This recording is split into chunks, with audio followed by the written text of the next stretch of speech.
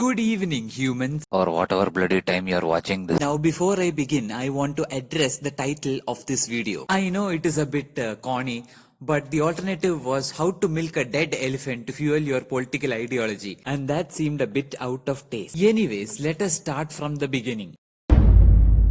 So on the night of June 2nd, I saw this one article which was shared on Facebook. It spoke about a bizarre and tragic incident that happened near Silent Valley in the district of Palakkad in Kerala. As it so happens, a pregnant elephant had come down to the village in search for food. The villagers for some reason decided to give the elephant a pineapple filled with firecrackers which promptly burst in the elephant's mouth. The now injured pregnant elephant walked into a river, possibly to soothe its injuries with the water and to keep flies away. Unfortunately, the elephant died while standing in the river. Now, much like you, when I first read the article, I felt both anguish and sadness. And then I shared it on Instagram like a bloody social media addict. You might be wondering why I'm mentioning this one particular detail of how I reacted after reading the article. It is to clarify that Malayalis were not celebrating the death of an elephant like a bunch of psychopaths, like how the RSS celebrated the death of Mahatma Gandhi.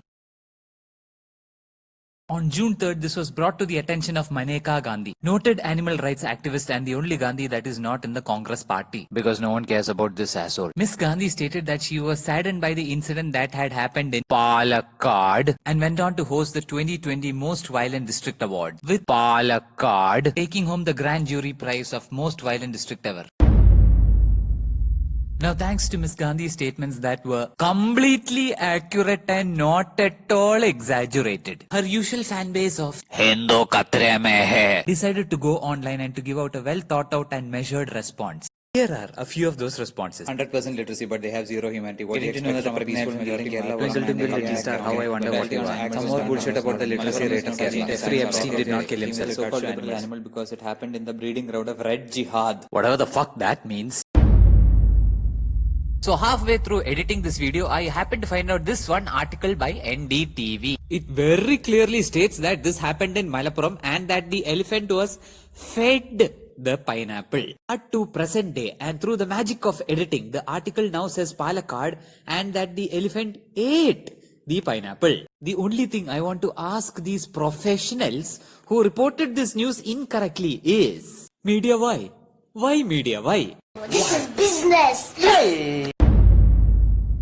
Now, to clarify, not every person was making a theory about how literacy is inversely proportional towards humanity, or making posts about how Malayalis were randomly throwing acid on our dinner. So a lot of artists decided to utilize their talent and express their grief and to spread awareness about this one particular tragedy. Though it is not exactly clear why they keep drawing the female elephant with tusks, it can be assumed that maybe they have too much humanity but too little literacy. Now, while no one expects celebrities to sympathize with the common man, because they have more money than we can ever hope to achieve in our. it is a good sign when they show solidarity to the common man, or in this case, the common elephant. So when Anushka Sharma's husband, who was last seen roaming around the sets of Hollywood, decided to express his grievances, the internet rightfully asked him, Where the fuck were you when all this shit was happening? excluding the shit that was still happening. But it must be noted that celebrities have a lot of investors as well as a huge fan following. So if they happen to make a statement that falls on the wrong side of the political spectrum, they stand to lose a lot more than the life of a man or an elephant.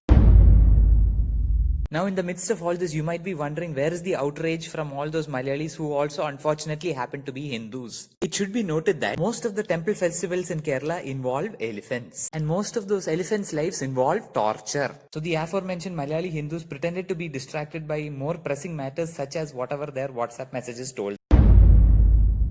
Now, a lot of people with low literacy but very high humanity have already condemned Malappuram. Now, you can brush this off thinking that most people who are not South Indians probably think that we are still under the Madras presidency. But from the patterns we can see in their tweets using Vedic mathematics, they have chosen Malappuram very specifically. Now, you can easily ask why are they talking about this one particular death and not about humanitarian crisis which is happening now, the CA protesters who are right now in jail, the fact that doctors are not getting PPE kits but they are getting flowers, because why not? And you might be tempted to call these people hypocritical. Here's the thing, this is not hypocrisy, it's something much worse. It's something called propaganda.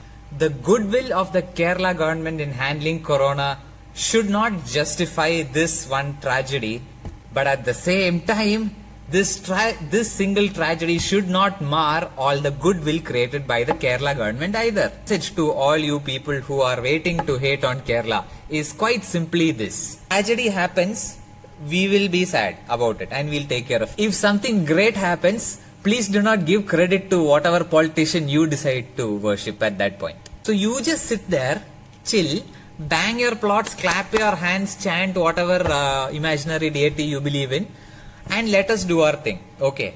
And in conclusion, Ninda Achen.